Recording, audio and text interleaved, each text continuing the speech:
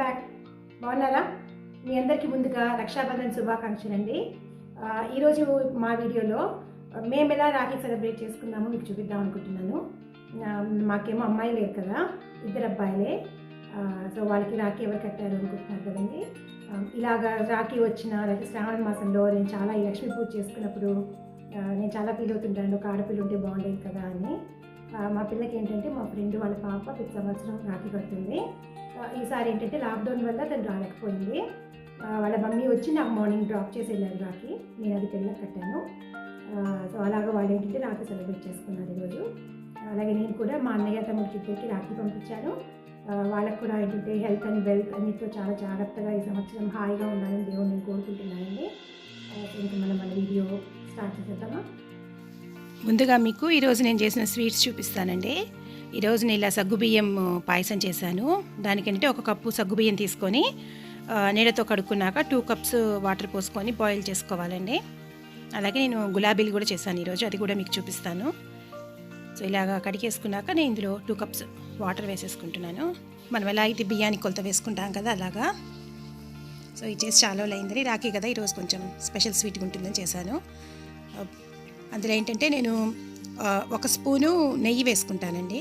అలా నెయ్యి వేయటం వల్ల ఏమవుతుందంటే అడుగున అంటుకోకుండా ఉంటుందండి. సగ్గుబియ్యం ఉడుకుతూ ఉన్నప్పుడు అడుగున అతుక్కుంటుంది కదా, దానికి ఉన్న ఆ స్టికీనెస్కి ఇలాగ నెయ్యి వేసుకోవటం వల్ల ఏంటంటే అడుగున అతుక్కోదనమాట గిన్నెకు. అదేంటంటే ఇలా వాటర్ అంతా చిక్కబడేదాకా కొంచెం బాయిల్ చేసుకోవాలండి. అంటే హాఫ్ బాయిల్ అవుతుంది సగ్గుబియ్యం. ఈ ఉన్న వాటర్ అంతా అబ్జార్బ్ అయిపోయి చిక్కగా అయిపోతుందండి. అప్పుడు ఇందులో ఏంటంటే నేను ముందే కాగబెట్టుకున్న 3 కప్పుల పాలండి. 1 కప్పు సగ్గుబియ్యానికి నేను 3 కప్పుల పాలు, అంటే కొంచెం ఎక్కువే వేస్తాను నేను. ఇంకా ఏంటంటే కంప్లీట్గా సగ్గుబియ్యం అనేది పాలల్లోనే ఉడుకుతుంది. ఇదేంటంటే మరి పాయసంగా గట్టిగా కాకుండా ఖీర్ లాగా కొంచెం లిక్విడ్గానే ఉంటుందండి ఇది నేను చేసేది. సో అలా పాలు అంతా ఉడికేదాకా ఇలా కంప్లీట్గా బాయిల్ అవుతాయి అందులో. ఇప్పుడు మీకు ఏంటంటే సగ్గుబియ్యం అనేది పూర్తిగా పాలల్లోనే ఉడుకుతుందండి. మీకంటే పాలు కూడా తగ్గి సగం అయిపోతాయి అన్నమాట. మనం పోసే 3 కప్పులు దాదాపు ఒక 2 కప్పులు పాలులాగా మరగపెట్టుకోవాలి. ఇప్పుడు చూడండి సగ్గుబియ్యం అనేది పూర్తిగా ఉడికిపోయింది. ఇప్పుడు ఇందులో నేను కొంచెం యాలక్కాయల పొడి వేసుకొని మిక్స్ చేసుకున్నాక ఏంటంటే స్టవ్ ఆఫ్ చేసేస్తానండి. నేను ఆఫ్ చేసుకున్న తర్వాత నేను ఇందులో బెల్లం కలుపుతానండి. స్టవ్ ఆఫ్ చేయకపోతే బెల్లం వేయగానే పాలు విరిగిపోతాయి. నేను ఇందులో 1 కప్పు సగ్గు బియ్యానికి 1 కప్పు బెల్లం పొడి వేసుకుంటున్నాను. మామూలుగా కూడా మీరు 1 కప్పు బెల్లం వేసుకుంటే సరిపోతుంది. అదేంటే స్టవ్ ఆఫ్ చేసేసుకొని మిక్స్ చేసుకోండి. అదేంటంటే ఒక 2 మినిట్స్ కలుపుకొని పక్కన పెట్టేస్తే ఒక 15 మినిట్స్ ఈ బెల్లం అంతా పాలల్లో కరిగిపోయి సగ్గు బియ్యానికి పట్టుకుంటుందండి ఆ ఫ్లేవర్ అనేది. అలాగా ఒక 10 to 15 మినిట్స్ వదిలేయటం వల్ల ఏంటంటే పాలు కూడా చిక్కపడతాయండి. నేనైతే సైడ్లో ఇంకా డ్రై ఫ్రూట్స్ ఫ్రై చేసుకుంటున్నాను. ఒక 2 స్పూన్స్ నెయ్యిలో ఒక 2 స్పూన్స్ జీడిపప్పు, అది కొంచెం ఫ్రై అయ్యాక ఏంటంటే నేను రేజన్స్ అండి, నల్ల ద్రాక్ష అంటాం కదా, అది కూడా వేసుకుంటున్నాను నేను. మీరు ఏమైనా వేసుకోవచ్చు, ఇక్కడ బాదం పప్పు వేసుకోవచ్చు, కొందరు పిస్తా పప్పు కూడా వేసుకుంటారు. సో నేను ఏంటంటే కొంచెం నైవేద్యానికి చేస్తున్నది కాబట్టి 2 వేసుకున్నాను. చెప్పా కదా, ఒక 15 నిమిషాల తర్వాత ఏంటంటే అది కొంచెం చిక్కపడ్డాక అందులో మనం ఈ డ్రై ఫ్రూట్స్ యాడ్ చేసుకోవటమేనండి. ఇప్పుడు మీకు చూపిస్తాను. ఒక 10 to 15 మినిట్స్ తర్వాత చిక్కపడుతుంది ఇలాగా. మరీ పరవానంలాగా నేను చేయనండి, ఖీర్ లాగా, మన నార్త్ ఇండియన్స్ ఖీర్ అంటారు కదా, నేను అలాగే చేస్తాను. ఇప్పుడు ఇందులో నేను డ్రై ఫ్రూట్స్ అని యాడ్ చేసేసుకుంటున్నాను. సో నేను చేసిన సగ్గుబియ్యం ఖీర్ అయితే రెడీ అయిపోయిందండి. ఈరోజు రాఖీ స్పెషల్ స్వీటు. ఇప్పుడు మీకు నేను చేసిన 2వ స్వీటు గులాబీలు ఎలా చేయాలో కూడా చూపిస్తాను.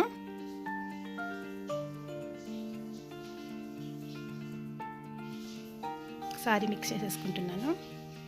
సో వీటికి కావాల్సింది ఏంటంటే నేను ప్రతి ఒక్క ఆల్ ఇంగ్రీడియంట్స్ సేమ్ అండి. 2 కప్స్ మైదా, అలాగే 2 కప్స్ బెల్లము, 2 కప్స్ బియ్యపిండి, అలాగే 2 కప్స్తో వాటర్ అండి.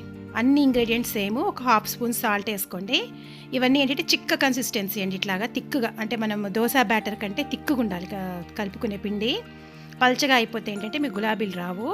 ఇలా డీప్ ఫ్రైలో ఏంటంటే నేను అచ్చు అండి, అదేమంటే ఆయిల్లోనే కొంతసేపు అలాగా ఉంచడం వల్ల మౌల్డింగ్ అనేది ఇలా మనం పిండి 3 వంతులు ముంచుకొని వేసుకోవాలండి. అప్పుడు ఏంటంటే అది దానికి అతుక్కోకుండా వచ్చేస్తుందండి. మనం అలాగ ఆయిల్లోనే ఉంచుకోవాలి ఆ అచ్చు అనేది. అప్పుడు ఏంటంటే ఆయిల్ ఉంటుంది కదా దాని చుట్టూరా, అలా మళ్ళీ నేను ఆయిల్లోనే పెట్టుకుంటున్నాను. నెక్స్ట్ టైం ఏంటంటే పిండిలో ముంచినప్పుడు ఆ పిండి అనేది అతుక్కోకుండా ఈజీగా మీకు నూనెలోకి జారిపోతుంది. ఇలాగా డీప్ ఫ్రై 2 సైడ్ చేసుకున్న తర్వాత ఎక్స్ట్రా ఆయిల్ ఉంటుంది కదండి, అందుకని నేనైతే ఇలా ఫోర్క్ పెట్టుకొని దానికి హ్యాంగ్ చేసుకుంటాను. ఏదైనా ఎక్స్ట్రా ఆయిల్ ఉంటే కనుక కారిపోతుంది అని. ఇప్పుడు మళ్ళీ 3 వంతులే పిండిలో ముంచుకోవాలండి. చాలా ఈజీ చేసుకోవటం. మీ దగ్గర ఈ మౌల్డింగ్ కనుక ఉంటే ఎప్పుడైనా ఈ గులాబీ అచ్చులు అనేవి చాలా ఈజీగా చేసుకోవచ్చు. ఇది కొంచెం వెరైటీగా ఉంటుంది స్వీట్ అనేది, చాలా బాగుంటుందండి, కరకలాడుతుంటుంది. పిల్లలు చాలా ఇష్టంగా తింటారు. ఇవి గులాబీ గుత్తులు అని కూడా అంటారు. సో అయిపోయాయండి, అవి కూడా రెడీ అయిపోయినాయి. ఇది కొంచెం క్రంచీగా ఉంటుంది కదా అని చేశాను. ఇప్పుడు మా ఫ్రెండ్ వచ్చారండి మార్నింగ్, అవి కూడా చూపిస్తాను. తను ఏంటంటే ఇప్పుడు లాక్డౌన్ కదా, ఎక్కువసేపు వేరే వాళ్ళకి వెళ్ళకూడదండి మేము, అందుకని మార్నింగ్ వచ్చి రాఖీ డ్రాప్ చేసి వెంటనే వెళ్ళిపోయింది. అంతా ఒక 1-2 మినిట్స్ కూడా లేదండి. మాకు ఇక్కడ చాలా స్ట్రిక్ట్ లాక్డౌన్ రూల్స్ ఉన్నాయి. తను వస్తేనే ముందు ఫస్ట్ మాస్క్ పెట్టుకుంది. నేను కూడా నా డోర్ దగ్గరే ఉండిపోయాను, క్లోజ్గా కూడా వెళ్ళలేదన్నమాట. ఇక్కడ ఎవరింటికి వెళ్ళకూడదు అని రిస్ట్రిక్షన్స్ ఉన్నాయి, అందుకని తను వచ్చేసేసి క్విక్గా అక్కడ రాఖీ డ్రాప్ చేసిందండి. నాకు ఎవ్రీ టైం ఏంటంటే ఫ్రెండ్షిప్కి తను బ్యాండ్స్ తెస్తుంది. ఈసారి మా ఇద్దరికి ఒకేలాగుంటే సిల్వర్వి తీసుకొచ్చిందండి. నాకు చూపిస్తోంది దాన్ని ఎలాగా సెట్ చేసుకోవాలో. సో నేనైతే దూరంగా ఉంటే జూమ్ చేస్తున్నాను. సో బాయ్ చెప్పేసి ఇంకెళ్ళిపోయింది. మీకు తను ఇచ్చిన బ్యాగ్లో ఏమేమి ఉన్నాయో చూపిస్తాను. ఇలాగా పిల్లలిద్దరికీ సిల్వర్ చైన్స్ తెచ్చింది.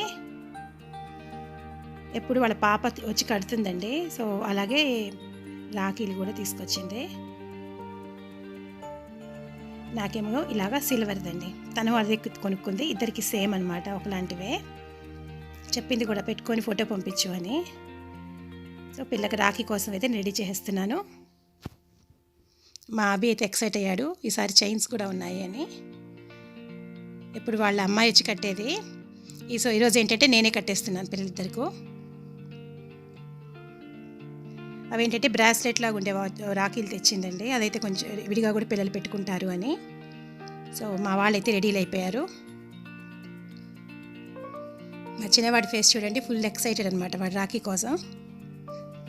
ఎందుకంటే ఈసారి స్పెషల్ ఎక్స్ట్రా చైన్ కూడా పంపించింది కదా. వాళ్ళ పాప పేరు నిరుపమ్మ అండి. ఇక నేనంటే ముందు రాఖీ కట్టపోయే ముందు నోరు తీపి చేస్తానండి, అలాగే కట్టాక కూడా ఇంకొకసారి స్వీట్ పెడతాను పిల్లలకు.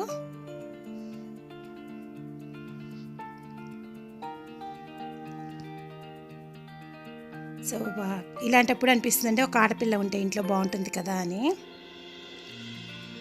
సో మా వారికి కూడా చెల్లెలు లేరు, నాకు కూడా అమ్మాయి లేదనమాట. సో ఇది సెకండ్ జనరేషన్ అండి ఆడపిల్ల లేకుండా.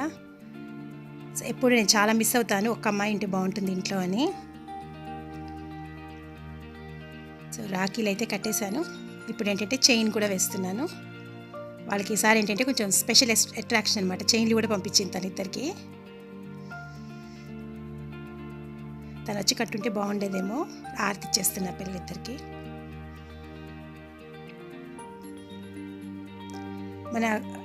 మన కల్చర్ గురించి పిల్లలకు తెలియాలి అనండి. నేను ఇంట్లో అమ్మాయి లేకపోతే వాళ్ళకి తెలియదు కదా రాఖీ అంటే ఏంటి, ఎలా సెలబ్రేట్ చేసుకుంటాము అని.